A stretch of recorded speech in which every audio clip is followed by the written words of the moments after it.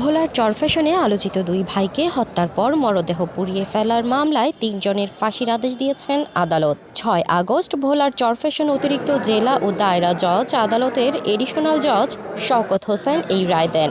ফাঁসির দণ্ডপ্রাপ্ত আসামিরা হলেন বেলাল হোসেন, সালাউদ্দিন বয়াতি ও শরীফুল ইসলাম। মৃত্যুদণ্ডপ্রাপ্ত আসামিদের মধ্যে শরীফুল হোসেন কারাগারে থাকলেও বাকি দুই আসামি বেলাল ও সালাউদ্দিন পলাতক রয়েছেন বলে জানা গেছে। হত্যা মামলার রায় প্রকাশে সন্তোষ প্রকাশ করে এই মামলার সরকার পক্ষের আইনজীবী হযরত আলী হিরণ বলেন, এক্সট্রিম মশার কয়েল প্ল্যান্ট ফাইবার দিয়ে তৈরি, ডেঙ্গু চিকুনগুনিয়া বাহি সহ যে কোনো মশার বিরুদ্ধে দেয় এক্সট্রিম সুরক্ষা। এটি হচ্ছে চরফ্যাশন উপজেলার ঐতিহাসিক রায়।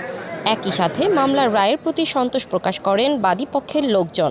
এই আদালত সন্তুষ্ট হয়ে রাষ্ট্রপক্ষ প্রমাণ করতে পারায় এই আদালত তাদেরকে মৃত্যুদণ্ডিত এবং ওই যে গলা কেটে বিচ্ছিন্ন করা এবং পাশাপাশি তাদেরকে পুড়ে ফেলা, এই অপরাধের কারণে ওনাদের আরও 7 বছর এবং 20,000 টাকা ওনাদের জরিমানা।